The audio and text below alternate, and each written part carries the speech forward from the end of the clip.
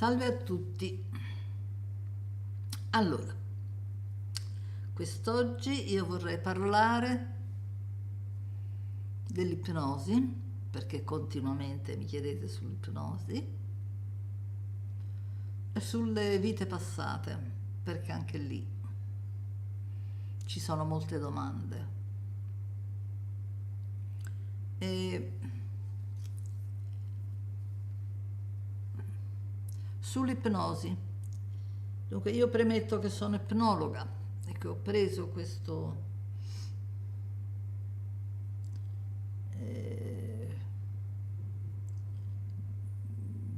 documento, questa possibilità di esercitare dalla Sapienza, dall'Università della Sapienza di Roma, da un corso che fecero lì, quindi non da un posto qualsiasi, insomma. E siccome feci questo corso e c'erano un paio di ipnologhi, almeno uno accompagnato da un altro, adesso non ricordo neanche i nomi, perché di tanti anni fa, e io notai alcune cose. Dunque, nell'ipnosi c'era chi faceva autoipnosi, una cosa che ho cercato di fare anch'io, ma solo per conoscenza. Ho capito che non era il caso di usarlo per i pazienti, però l'ho usata per amici e parenti, per vedere l'effetto che faceva. E ho capito che non era utile per l'analisi, una cosa che aveva già capito Freud, perché Freud l'aveva usata per togliere i disturbi, cioè in modo cognitivo-comportamentale, no? Dava l'ordine di togliere i disturbi dei pazienti, i disturbi si toglievano, però dopo ritornavano, ovviamente. L'ipnosi cos'è? Su questo hanno scritto un sacco di cose, no? Come lo registra il cervello, come... Parole povere, è un abbassamento di coscienza. Un abbassamento di coscienza, quindi c'è meno vigilanza e ci si lascia di più andare. In che modo? In ogni modo. E lì entrano in gioco vari fattori, fra cui quello del compiacimento nei confronti dell'ipnologo. Io mi ricordo quando feci questo corso, c'era gente che faceva il corso ma non era ipnotizzabile. Io ero ipnotizzabile e ricordo che io ero sempre ipnotizzabile. E ricordo che un ragazzo con una certa un po' rabbia, direi, disse: ah, tu devi accontentare tutti. Io non volevo accontentare nessuno, io mi facevo ipnotizzare perché volevo scoprire com'era. E dentro di me mi facevo ipnotizzare perché volevo scoprire com'era. Cioè io non volevo compiacere, però volevo scoprire di che si trattava, di che si trattasse. E mi accorsi però del rischio di voler accontentare l'ipnologo, e anche della tendenza che avevo a sottrarmi a questo, no? Però poi c'era un'altra parte di me che voleva farne esperienza, quindi lo accettava. Cioè c'erano tutte le forze contrapposte in una direzione e nell'altra. Mi sono accorta per esempio che se c'era un gruppo funzionava in maniera molto amplificata. Cioè la gente è molto più ipnotizzabile se c'è un gruppo che accetta l'ipnologo, perché il gruppo fa da forza attraente. L'ipnosi è un abbassamento del livello di coscienza. Molte persone, sicuramente la maggior parte, non sono ipnotizzabili perché hanno paura di essere ipnotizzati, perché hanno paura di perdere la coscienza, hanno paura di scoprire cose dentro di sé, paura che io non avevo, perché io volevo scoprire le cose dentro di me. E non è difficile fare l'ipnologo, basta capire alcune regole. Esistono però degli ipnologhi che sono delle persone particolari e che hanno delle doti particolari, doti che io non ho. Hanno cioè una dote particolare di ipnotizzare gli altri. Penso che uno di questi fu Erickson. Erickson ipnotizzava chiunque. Ci sono delle persone che hanno dei cosiddetti doni, quelli che riescono a vedere nel futuro, quelli che riescono insomma, a fare le carte, quelli che sentono la morte delle persone, quelli vattene a pesca. Ci sono, esistono. E quelli che contattano i defunti, eccetera, eccetera. E fra cui quelli che sanno fare gli ipnologhi, indipendentemente dai corsi che possono fare, da quello che possono apprendere. Quando c'è un abbassamento di coscienza, escono fuori tutte le nostre tendenze pro un qualcosa e contro un qualcosa. Allora è logico che chi accetta di essere ipnotizzato non è contrario all'ipnologo, no? Se no non lo farebbe, non ha paura. E facilmente succede il contrario però, cioè che cerca di accontentarlo. Io ricordo quando rifeci gli esperimenti con amici e parenti, no? Uno degli esperimenti più classici era quello di ipnotizzare la persona e di dargli un ordine che a cui dovesse attendere al risveglio, no? Tipo, quando ti sveglierai avrai una grande sete e dovrai bere qualcosa. È carino perché una persona subito mi rispose appena sveglia, disse ho una grande sete e devo andare a bere, ma non perché me l'hai detto te. Cioè è un desiderio di accontentare l'ipnologo. In questo caso il desiderio non era cosciente, tant'è vero che diceva non perché me l'hai detto te, cioè ricordava che gliel'avevo detto, gli era rimasto il bisogno di accontentarmi, però non era ammissibile per la sua parte cosciente. E la paura che hanno le persone di essere ipnotizzati è di essere nelle mani di un altro, anzitutto. Cioè ci sono due paure, una di essere nelle mani di un altro, che l'altro possa farti fare quello che vuoi, che non è vero. Nell'ipnosi nessuno ti può far fare quello che non vuoi fare. Se è una cosa contraria alla natura, non la fai.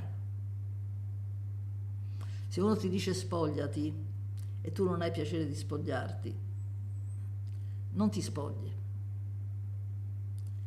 Non c'è ipnologo che possa farti spogliare. Non c'è ipnologo che possa farti fare cose non contrarie alla tua natura, a ciò che desideri da sveglio. Ma oltre a questo c'è la paura che possono emergere delle parti soffocate di noi, delle parti dimenticate, delle parti scabrose dell'infanzia, no? Che possiamo scoprire che i genitori ci hanno fatto del male, eccetera, eccetera, che magari non vogliamo scoprire, sia per paura del dolore, sia per non dover inficiare delle figure che ci teniamo a tenere integre e che non vogliamo mettere in discussione. Ok, cosa emerge durante l'ipnosi? Di tutto e di più.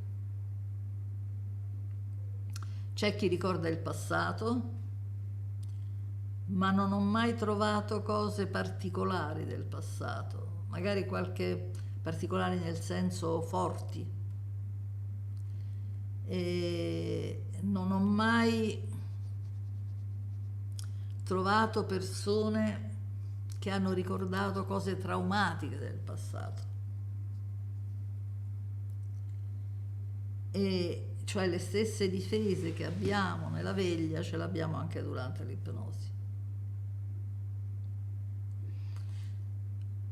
Per cui che si possano tirare fuori i traumi tramite l'ipnosi è assolutamente impensabile, perché già è così difficile tirarli fuori mediante la terapia, e mediante la terapia si tirano fuori solo ed esclusivamente, sia chiaro una volta per tutte, tramite i sogni.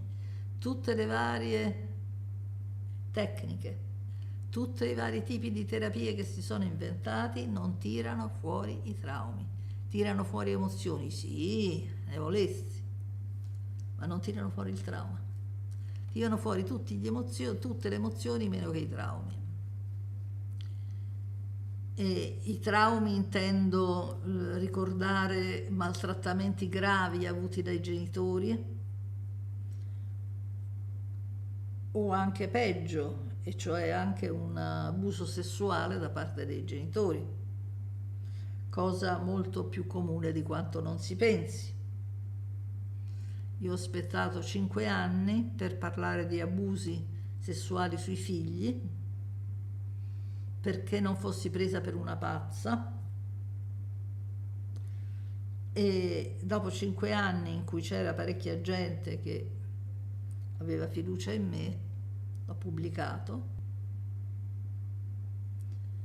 e questa era una delle cose a cui tenevo di più, perché nell'umanità questa cosa viene nascosta in modo assoluto. E anche chi studia psicoterapia, o studia psicologia, perdono, o anche psicoterapia, gli dicono che capita in certe famiglie, no? Tipo i bassi fondi di Napoli, vero niente. Ancora oggi osano dire che è più frequente nelle famiglie più ordinarie, dove c'è più fame, dove c'è più miseria, dove c'è più ignoranza. Non è vero niente. Accade in tutte le famiglie, accade nelle famiglie indipendentemente dal grado di istruzione e dal benessere. Non c'entra assolutamente niente né l'istruzione né il benessere.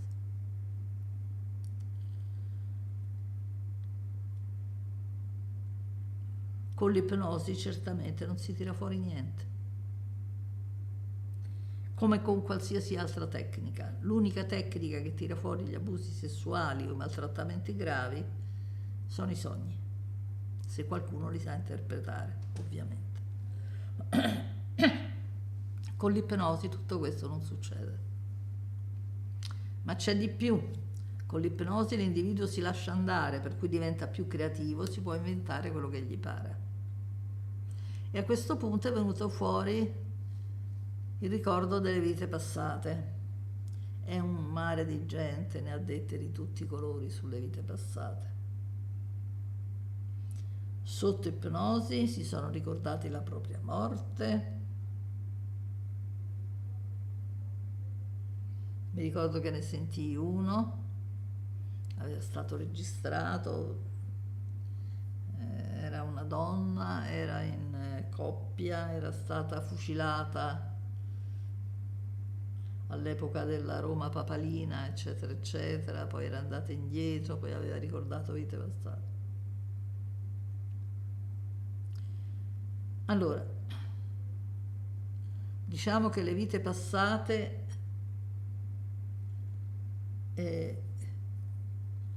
sono,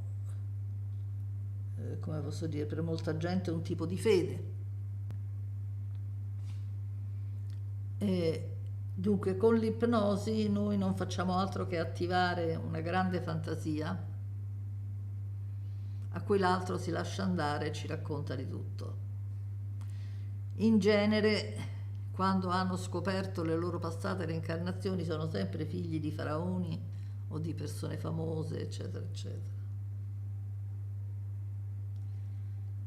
Una volta qualcuno mi domandò: ma Tu sai di chi, sai cosa sei stata in una passata reincarnazione?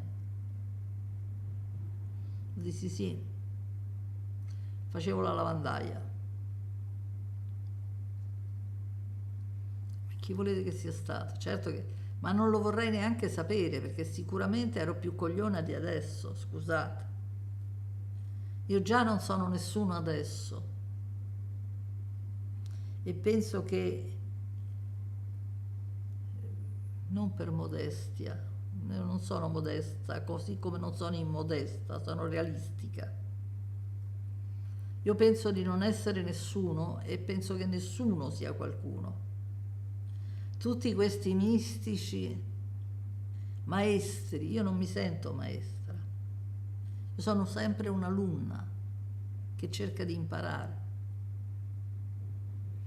e che dice agli altri le esperienze che ha avuto perché possano giovare a delle persone.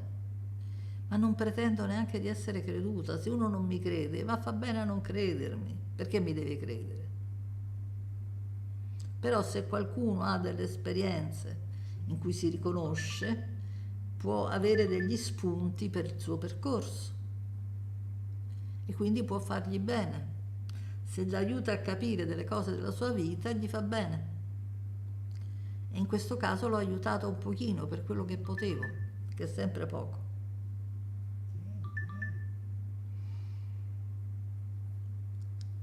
Quindi l'ipnosi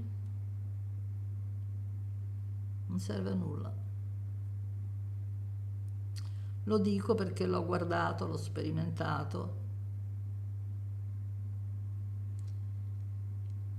e nessuno può sapere quello che è successo in precedenti reincarnazioni perché la memoria non la conserviamo. Dici, allora come fai a sapere che esistono le precedenti reincarnazioni? Perché l'ho sognato. E allora credi ai sogni? Io credo ai sogni, so distinguere i sogni e quello era un sogno particolare.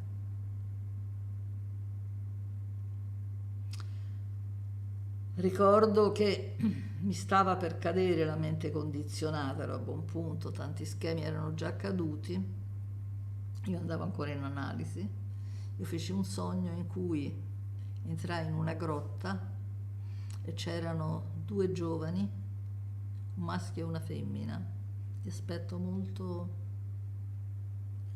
direi molto saggio. Mi dissero che mi aspettavano da tempo e mi fecero vedere una specie di conca d'acqua da cui l'acqua saliva e scendeva. E io capii attraverso quello che l'energia del mondo, le emozioni, l'energia del mondo saliva e scendeva e ritornava su.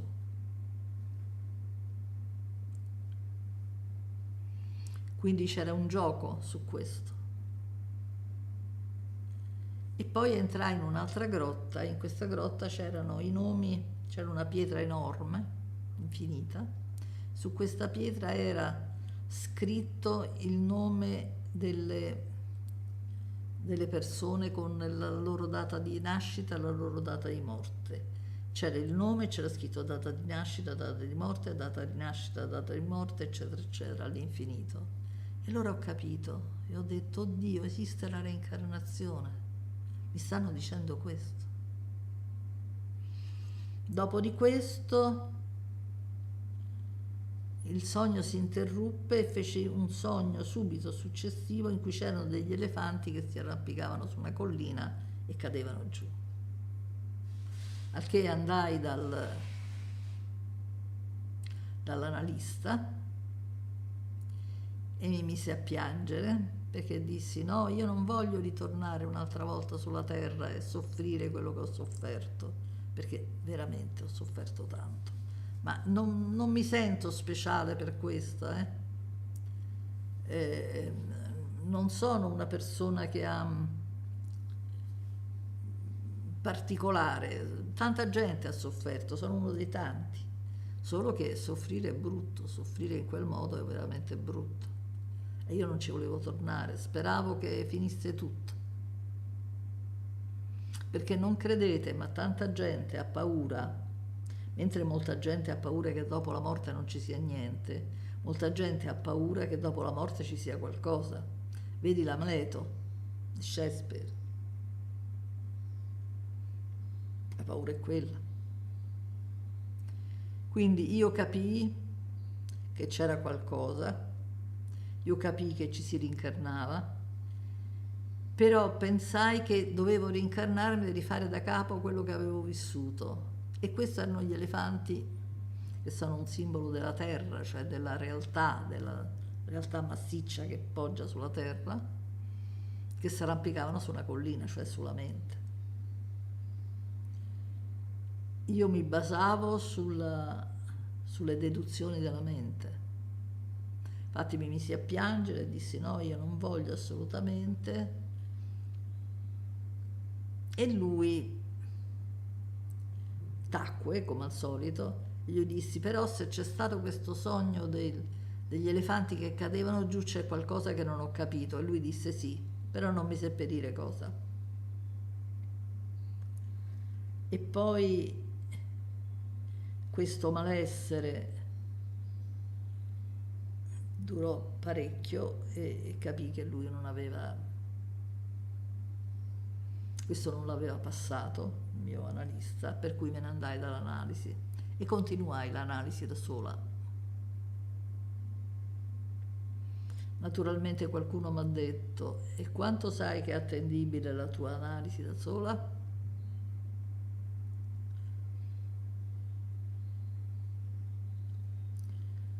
Come dicono a Roma, lo può sapere solo chi ci passa. Cioè se fai un percorso sai se è vero o meno, a un certo punto distingui il vero dal falso, anche perché il falso non lo vuoi più.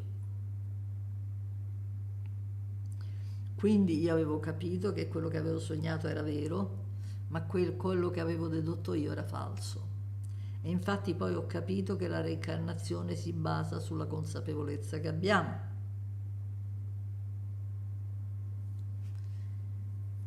E anche questo, no? Mi domandano come fai a saperlo? Ma è normale, è l'attrazione delle simili nature, cioè se noi siamo poco evoluti, ci attiriamo gente poco evoluta, no? Le persone che stanno male scelgono partner che li fanno soffrire, se stanno bene non si scelgono partner che li fanno soffrire, non li attirano proprio. E così è il mondo in cui andiamo. Ci attira il mondo che è nella fascia della nostra consapevolezza.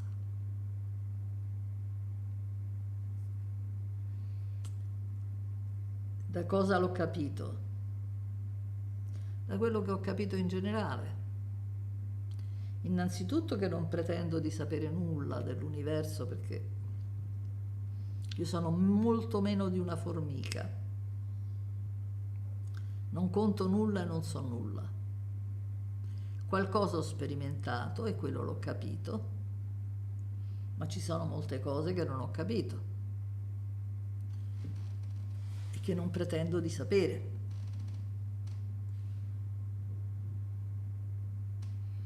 Le vite passate certamente non le possiamo ricordare perché la memoria è legata al cervello. E una volta morti il cervello non si trasmette. Però, come dicevano gli antichi, si trasmette il seme d'oro, cioè un'essenza della persona, della sua evoluzione si trasmette, ma senza i ricordi, senza la memoria, senza il mentale maschile, perché è una parte istintiva che si trasmette, una capacità di capire.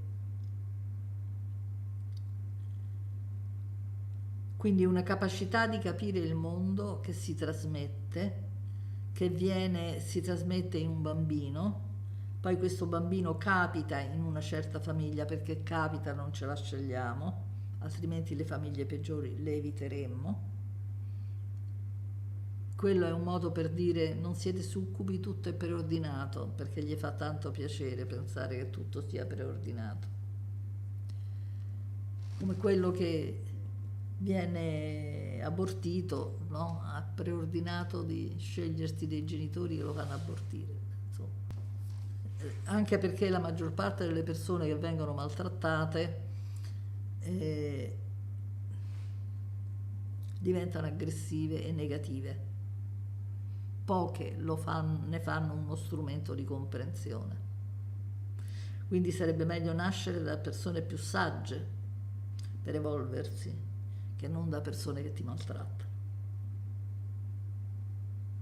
Ma noi ci raccontiamo questo perché ci dobbiamo consolare. E noi di consolazioni ce ne raccontiamo tante, ma dobbiamo capire che una parte della nostra evoluzione dipende da noi, ma una parte dipende dal caso, perché l'esterno esiste e noi non possiamo coinvolgere tutto l'esterno. Gli incontri che facciamo in parte possono essere manovrati, ma la maggior parte sono spontanei. Se sono capitato sul Titanic, muoio come tutti quelli del Titanic, o almeno come la maggior parte. Cioè dipende da quello che succede, no? Quindi in parte è fortuita, in parte no. In parte ci sono degli aiuti, ci sono persone che vengono aiutate. E questo è il fenomeno dell'astrale positivo e dell'astrale negativo. C'è un astrale negativo che ci viene contro e c'è un astrale positivo che cerca di aiutarci e riesce a comunicare con noi quanto più noi siamo aperti a quella comunicazione.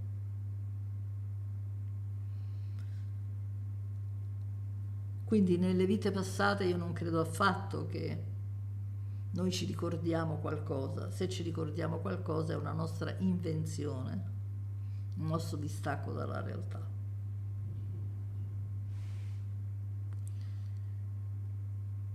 Credo però che se abbiamo ricevuto in questa vita dei genitori molto negativi, questo ci può costringere a chiuderci, a non capire più niente e quindi ad involverci, salvo poi evolverci magari quando siamo più grandi, se riusciamo a distaccarci da questi genitori.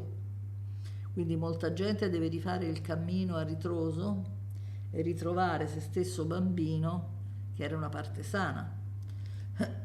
Io stessa mi anestetizzai, non feci del male agli altri, però mi anestetizzai, non sentivo e non capivo quello che avevo intorno. Da piccola ero sensibilissima, sentivo tutto. Per riacquisirlo ce n'è voluto.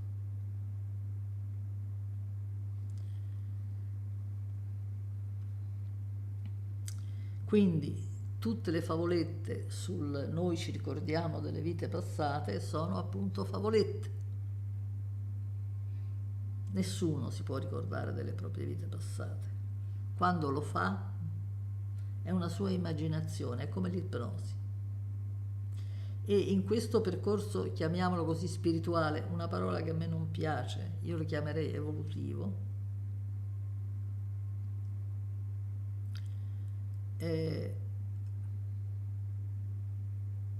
noi dobbiamo aprire molto la mente a tante cose e capire che tante altre sono un'illusione, cioè sono cose che ci hanno raccontato e che non sono vere. Quindi dobbiamo distinguere la realtà dalle opinioni degli altri e dalla nostra fantasia e dai nostri desideri inconsci anche.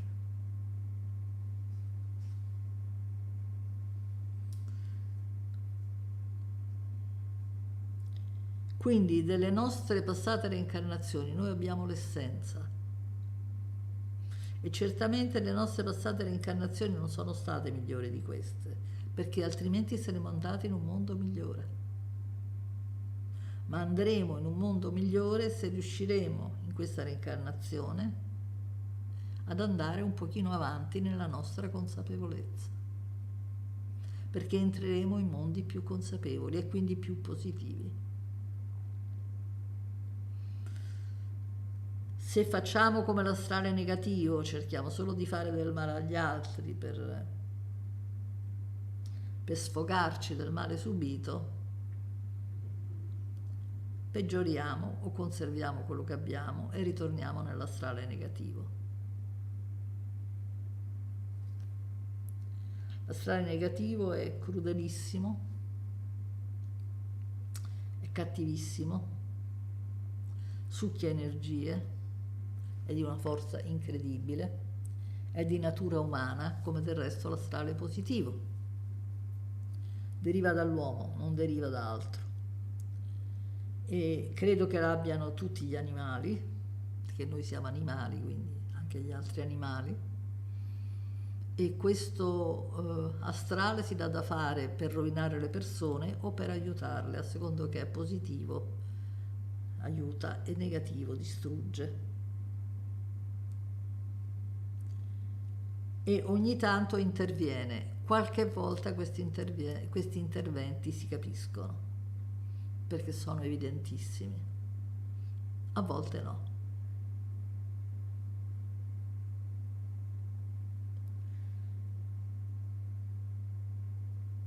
Quindi il mio credere nella reincarnazione è perché l'ho sognato e ho capito che era vero. Naturalmente qualcuno mi può dire: ma lei si fida dei suoi sogni? Sì, in genere mi fido dei miei sogni. Quello era un particolare tipo di sogno, non era attinente alla mia vita vissuta. Ma comunque io in ogni cosa metto sempre un possibile ragionevole dubbio. Io non ho dubbi su questi, ma se qualcuno mi dicesse improvvisamente: guarda, ti sei sbagliata, non era così, io posso anche accettarlo. Io non ho bisogno di certezza, perché non ho bisogno di cambiare. Allora la morte non è quello che credo io? Benissimo. Sarà altro. È la fine di tutto? Benissimo, accetto la fine di tutto. Ma tanto dove posso andare io se non nell'infinito? Se non nell'universo, dove posso andare? Sono pronta a qualsiasi cambiamento, di qualsiasi tipo. Credo, perché l'ho sperimentato, però per assurdo potrei anche accettare che non sia così. Dice: allora perché neghi Dio? Perché Dio lo so che è un'intenzione umana. Beh, dice: ma come fai a negarlo? Perché se no dovrei accettare qualsiasi cosa, qualsiasi invenzione. Devo accettare anche l'asino che vola. Siccome non l'ho visto io, non è detto che non esista. Allora tutto è possibile. Io riconosco alcune leggi che fanno parte del nostro pianeta Terra. Ed è vero che le cose non diventano vere solo se le ho viste io. Però ci sono delle cose che la scienza riconosce. E la scienza è molto confutata dalla scienza stessa. Invece la religione non è così confutata. Anche perché una volta andavi su rogo se confutavi la religione. La religione è stata messa con la forza, altrimenti noi avremo strascichi delle altre religioni, come avviene per esempio in India, che ce ne stanno 7-8 di religioni. Invece da noi è stata messa coercitivamente con la pena di morte e l'alienazione dei beni, pure dei parenti, il che non la designa come una bella religione. Cioè non è importante che la religione ci sia o non ci sia. Io non mi opporrei a una religione se fosse carina, positiva, allegra. Questa è nefasta. Ok, quindi l'ipnosi non serve a nulla, bisogna farsi il cosiddetto di dietro, sognare, e attraverso i sogni riemergono i ricordi passati. Ok, quindi Le vite passate non si ricordano. Chi se le ricorda se le inventa. Nell'ipnosi non ci si ricorda dei traumi. Chi se li ricorda? Praticamente nessuno. Qualcuno, a volte è successo che ha ricordato qualcosa, gli ha preso una paura terribile, perché non c'è tutta la preparazione che c'è nel mondo dei sogni, no? Dove ti lo dà pezzetto per pezzetto. Per cui rarissimi casi dove uno si è ricordato qualcosina, solo qualcosina, ci hanno messo le ore per risvegliarlo, con la paura che non si risvegliasse. Non può succedere che non ci si risvegli, però la paura c'è stata anche nel conduttore. Poi dicono no, ma l'ipnologo deve fare un'anamnesi accurata di che? L'anamnesi accurata non tira fuori i traumi, perché noi li cancelliamo. Ok, allora, per riassumere, l'ipnosi non serve a nulla. Non a caso Freud l'abbandonò, la usò non so se per 4-5 anni. E può servire per rilassarsi, per altre cose, non lo so, però certamente non per trovare i traumi. Le vite passate non possono essere raggiunte tramite l'ipnosi, perché nella regressione ci possiamo inventare tutto quello che vogliamo e ce lo inventiamo. Le vite passate non sono ricordabili, perché il cervello non c'è più, il cervello di allora. E la memoria appartiene al cervello.